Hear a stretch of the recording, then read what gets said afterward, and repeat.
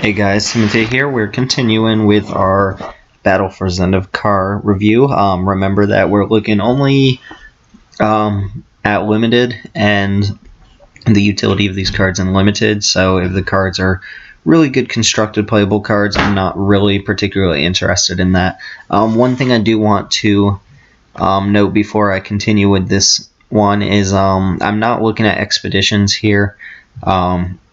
As happy as I would be opening an expedition in any pack, regardless of which one it is, they're not really something that I'm going to evaluate for limited, mainly because they're so rare that it's not going to come up very often at all, and they're really not having access to a fetch or shockland can change the way your deck plays, but it's basically just another piece of mana fixing, so having one isn't going to make your deck particularly insane.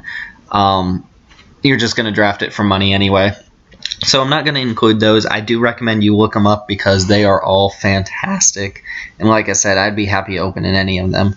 But anyway, we're going to move in. And it's worth noting there are quite a few rare lands. A lot of the rare slots are taken up by lands, some of which are utility, some are mana fixing. But let's go ahead and look at them. Starting off, Evolving Wilds with new art again. I like any format that has Evolving Wilds in it. I love... especially this format seems like you want it a little more than most. Similar to Dragons of Tarkir and Magic Origins, where you had some multicolor cards that you probably want to splash. I think that's going to be the case here, especially with Converge and multicolor ally cards being a thing in the set. I think Evolving Wilds is going to do just fine. I usually pick this card a lot higher than I probably should, but it's one of those cards that almost never wheels in a draft, so you have to pick it up early if you really need the mana fixing. There are other ways to mana fix in this set, but Evolving Wilds is a very solid way to do that. It does mean you have to run basics of the other lands, so if you're playing, for instance, 5 colors, it benefits you to have at least one of each basic land in your deck so Evolving Wilds can grab them all. I will admit some decks don't want Evolving Wilds, but I need to have a very aggressive deck that needs to have untapped lands for me to cut Evolving Wilds from my deck. Our first cycle of lands here is a cycle of common lands, one in each color. They don't mana fix, they simply add their individual color to your mana pool, and they all enter the battlefield tapped. In this case, the white one, when it enters the battlefield, it gives a target creature +1/+1 and vigilance for the turn. This is one of the least exciting of the cycle. Vigilance isn't that good, especially if you only have it for one turn. The +1/+1 is a nice bonus off this, but really, a lot of times I would be willing to cut this for just a plains. If I was heavy in white, I would not mind running this over a plains instead, but if white was a secondary or tertiary color for me, I would probably just prefer to have my white mana come in untapped. The +1/+1 in vigilance is not such a huge payoff that I can afford to have more tap lands rather than untapped lands. So I'm not looking to play this, and I'm definitely not looking to play in multiples. The blue one is Skyline Cascade. When this one enters the battlefield, you freeze an opponent's creature for the turn. So you tap a creature that the opponent controls, and it doesn't untap during the next untap step. Now, this seems great in a blue deck, and I might be going a little too far here, but if I were playing a very aggressive, for instance, red-white deck, I might even consider throwing this in as a utility land to tap an opponent's creature down. Of course, I would want something to do with that blue mana, so maybe a Converge spell or something, but I would be happy playing this instead of an island if I had a blue splash, just because the tap ability can let you get in quite a bit of damage. If you play early on or in the late game, it can get rid of a very problematic creature for a turn, which is a powerful ability to tack onto a land, in my opinion. Mortuary Meyer is the black land, and when it enters the battlefield, you may put a target creature from your graveyard on top of your library. Now, this is usually not too exciting of an effect. I'm thinking Grave Purge, for example.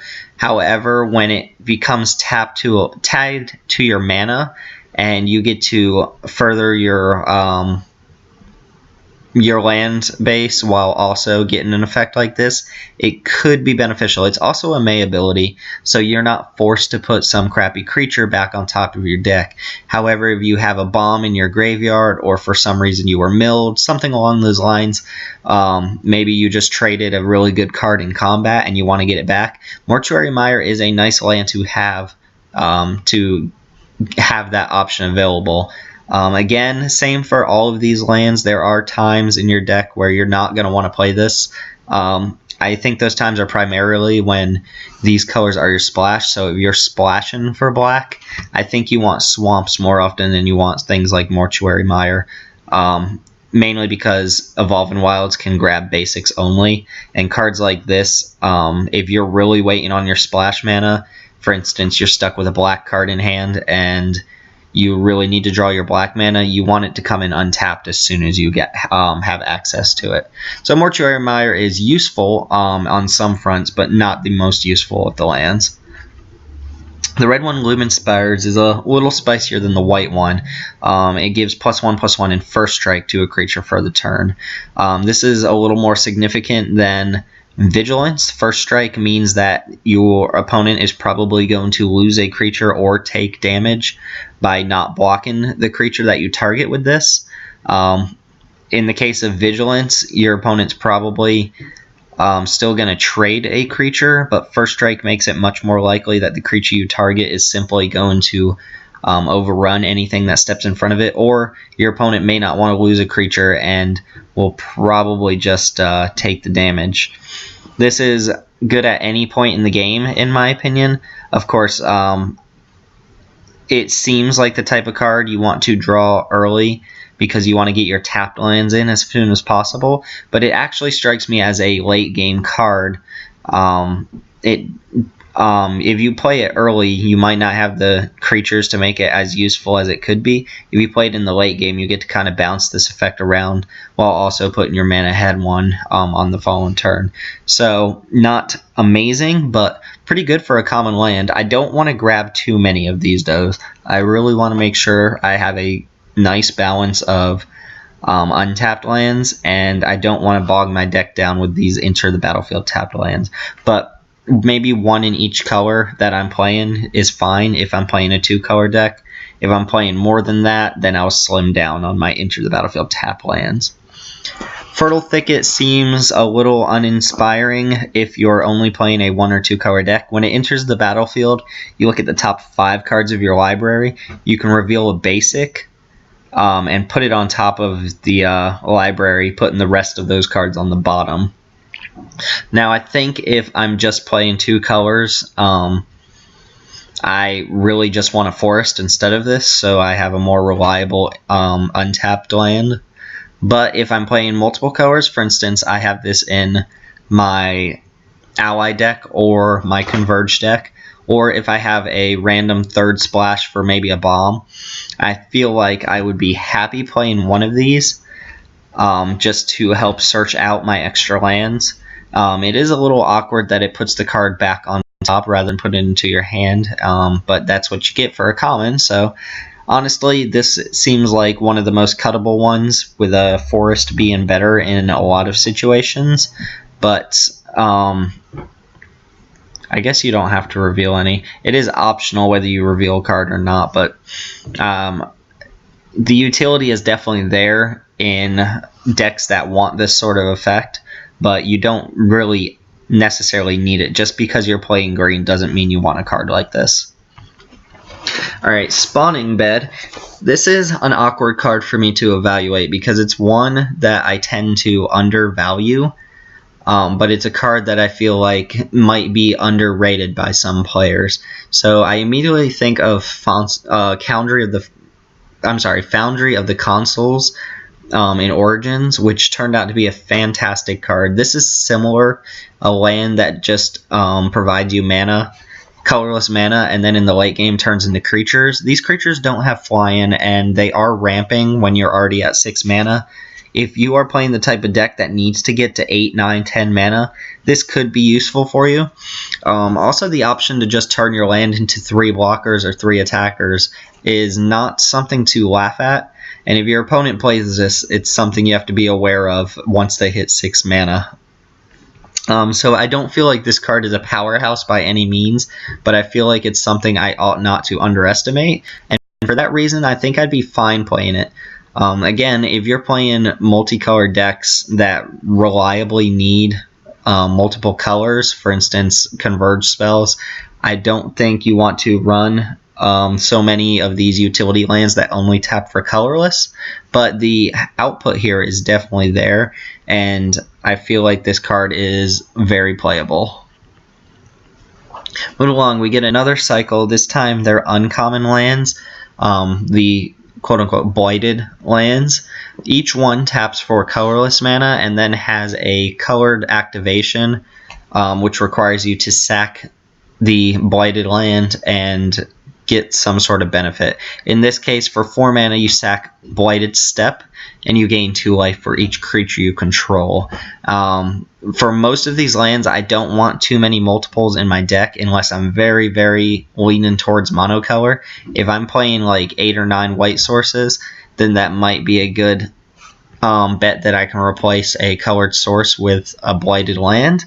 In this case, life gain is usually not awesome, but when it's a ability that comes off of a land when you don't need that land anymore, it becomes even better. So the presence of this land on your side of the battlefield means that your life total is virtually higher at any given point than is represented by whatever it's at. So if you're at 20 life, I'm sorry, let's use a realistic example. If you're at 7 or 8 life and your opponent feels like they can push in the last bit of damage, they have to account for your Blighted Step and how much life you can gain off of that if you leave the mana open for it. So I feel like this land is quite good. Not something I want multiple copies of, but having one in my white decks that can support it and can afford to play colorless mana sources, I feel like I'd be happy having one of them. Moving on to the blue one, this one seems much better. This one, for 6 mana, 1 blue and 5, you can basically sacrifice it, draw 2 cards. Turning your lands into extra card draw is very good, even if it takes 6 mana to do so. This format seems like, even though it has aggressive decks, there are going to be some long drawn out games, and having lands like this that turn into spells at the end of the game or in the middle of the game when not much is going on or when there's a board stall can definitely push you ahead. So Blighted Cataract is very high up on my list of these uncommon lands, and I'll play it in almost any blue deck that I have. Similar to that one, I'm a little torn between whether the blue or black blighted lands are better, the Cataract or the Fen. This one, for 5 mana, edicts your opponent, so when you sacrifice it, your opponent sacrifices a creature. This may be a little worse than it sounds, given all of the incidental creatures you get in this format, the Eldrazi spawn and extra tokens. There are some matchups where this is very bad, and you probably just want to run a untapped colored source instead. Sorry, these do not come in tapped, but you might want to run just like another swamp instead. There are some matchups where this is great, however, games where you can control the board and kind of pick off smaller creatures so that your opponent ends up sacrificing something useful to this. But I feel like this may be a little overrated given the Eldrazi Scions that are floating around. If your opponent has a huge creature and they're dumping tons and tons of their Eldrazi Scions and early game ramp into it, Blighted Fen could definitely punish them for putting all of their eggs in one basket. I think it's a definitely good utility land, and same as the Cataract, I'm picking it up at least 1 copy whenever I'm in a color that can use it. Blighted Gorge, I think got shafted as probably the worst of this cycle. Maybe tied with the green one. No, that's a definite lie. This one, for 5 mana, deals 2 damage to a creature or player. That seems bad, and really it is bad. There is a little bit of upside to it in that the same way the white one plays. as giving you a higher virtual life total than what you actually have. This one means your opponent's always, at any point in the game, 2 life lower than what they're actually at. And that's really not a significant difference, but it is just small enough to close out games. This can also hit a creature and either finish them up in combat or just pick off a little guy. It's not great, and there are times I'm probably not even going to play this in a red deck. The effect is kind of weak for 5 mana, but it is a card that is not completely dismissible, and I'm not going to quite say it's unplayable, just very cuttable.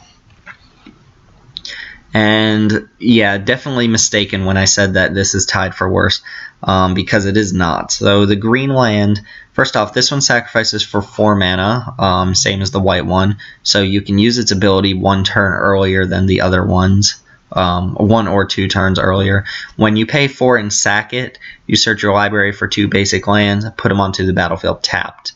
Now, that doesn't immediately sound great, because you have to be at 4 mana plus this card. You have to have already played your 5th land before you use this ability, and then it's just ramping you from 5 to 6 instead. But we have to remember that this is a landfall format, and 2 lands entering the battlefield means 2 activations. That's not counting that you might have played Blighted Woodland in the same turn. For instance, if you play the Woodland as your 5th land and trigger landfall, and then you use your 4 previous lands to trigger it, you're getting 2 more lands, and you've basically gotten 3 landfall triggers that turn. Given the right deck and the right creatures, that could be huge, even game winning.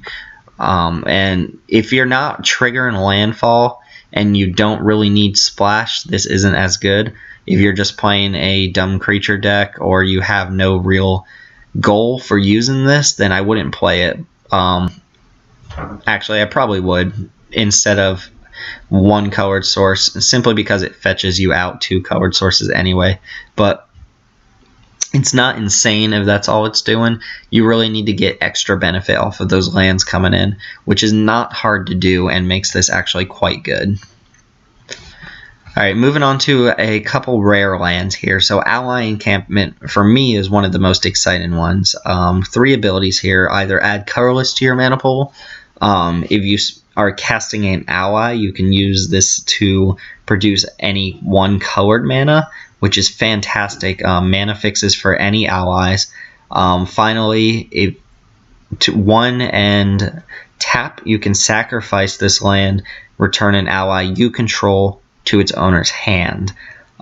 This has just a lot of utility in the ally deck. It can blank an opponent's removal spell by bouncing your own guy, which in the late game can definitely save it.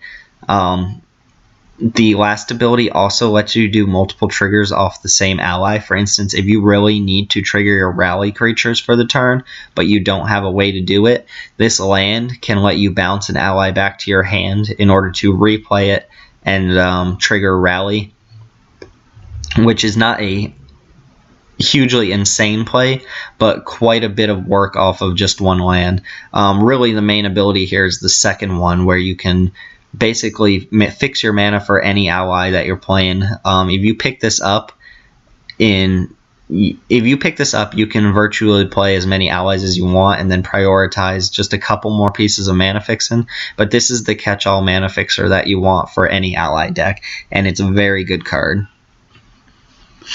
Sanctum of Yugon, I'm not positive is a good card. In fact, I feel like this is one of those rares that you're going to see table a lot. Maybe I'm underestimating it, but you really need multiple big guys in your deck to make it worthwhile. So let's read it. It adds to your mana pool, so at least it does that. Whenever you cast a colorless spell with converted mana cost 7 or greater, you can sacrifice Sanctum of Yugon. If you do, you search your library for a colorless creature card and put it into your hand. So you have to already be casting something that's 7 or greater, and when you do, you go grab another colorless creature and put it into your hand. So this basically replaces a mana source with an actual card from your deck. It can grab any devoid creature since those are colorless, but you need to be casting something big and something that is also colorless in order to do this. In other words, you're most likely going to want to pick up one of the late game Eldrazi cards. There are a couple at common and uncommon that can make Sanctum of Yugon work. I don't like having to put work into my lands before they do anything special. It's not insanely hard to trigger this, and the value you get off of it is quite good. But I think I would rather just run more useful lands than this. Maybe I'm not valuing this card very highly, and maybe my opinions about it will change if I play with it, but replacing a land with a creature in your deck, as good as that sounds, is not as good when you need to be casting a 7 mana colorless creature in order to do that.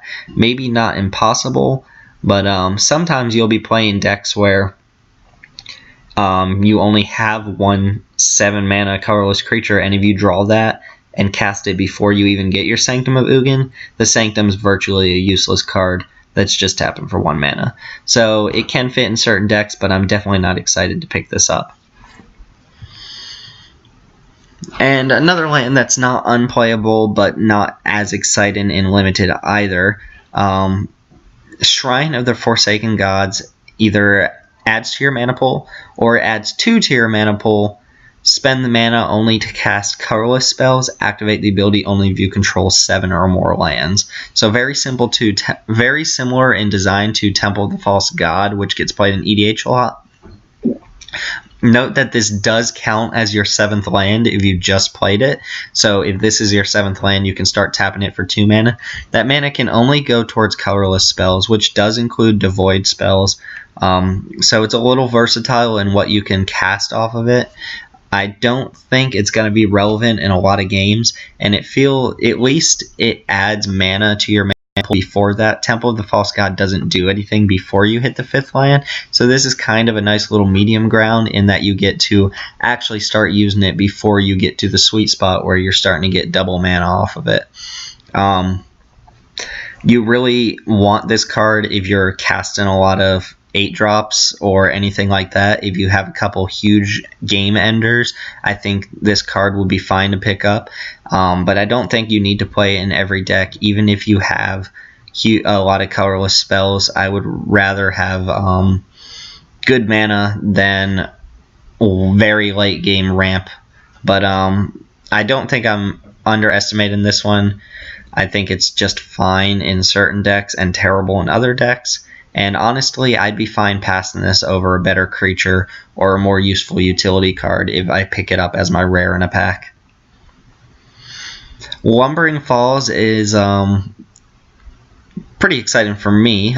So this fixes for green or blue mana, enters the battlefield tapped, and then for 4 mana, 1 blue, 1 green, and 2, Lumbering Falls becomes a 3/3 blue and green elemental creature with hexproof that is still a land for the turn. This seems pretty cool to me. I really like hexproof creatures, and I guess I lied when I did my green review and said that the 7/6 was the only hexproof, because this becomes a hexproof. But hexproof cards in the right situations, you can time this to get in damage or become a useful blocker. If you have combat tricks that work with it, you can use it. Hexproof cards are some of the best cards to use combat tricks on because your opponent can't easily interact with your target. So if you have, for instance, the instant speed fight card and lots of mana, you can animate this and then use it as a non-interactable piece to pull that effect off. This really costs a lot of mana for the creature it becomes, and the 3/3 is not as exciting so much as the hexproof, but I feel like if you're in blue and you're in green, you can dump this as a mana fixer and then just consider the activated ability extra on top of the mana fixing. So quite good if you're in those colors. If I'm just in one color, there's no reason to play it, because I'd have to play another basic alongside of it to activate that ability.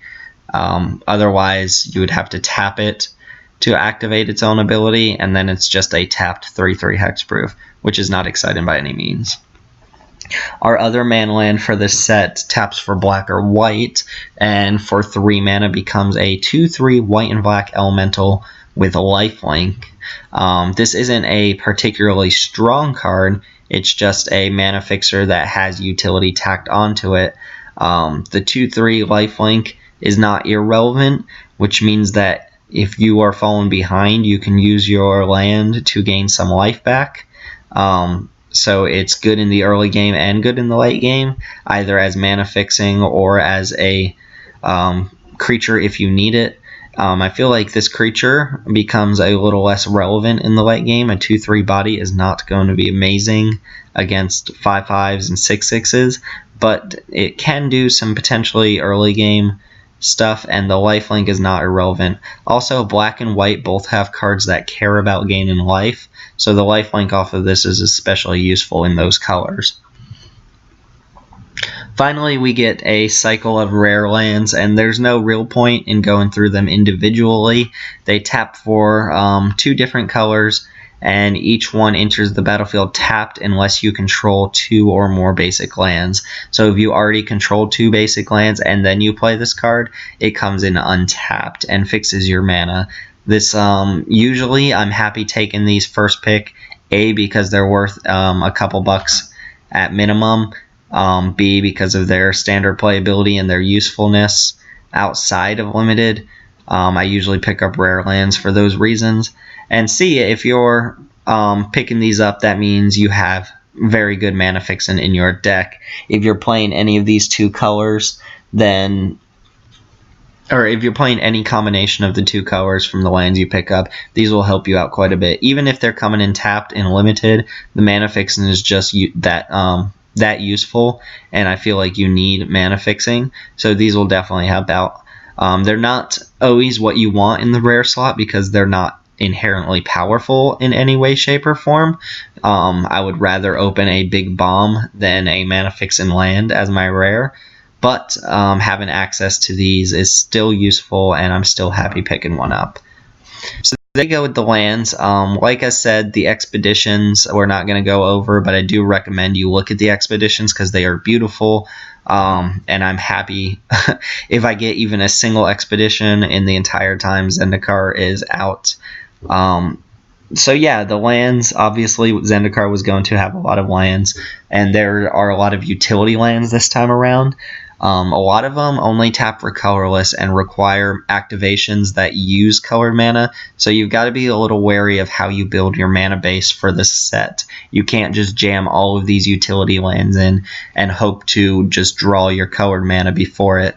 There will be hands that punish you for keeping too many non-colored sources, and that could be a mistake. So be very careful when you're making your mana base that you're putting a healthy amount of colored mana sources in, and that you're only using a couple of utility lands. If you do that, you should be able to run the utility lands and get their usefulness while still advancing your board and hitting the land drops that matter. Well, there you go for the lands. That leaves just the multicolor cards and the actual colorless cards, which I'll be doing 2 more videos for. Thank you guys for watching. Let me know what you think about some of these lands. There are some interesting choices here. Leave comments, and I will be back for more Battle for Zendikar preview.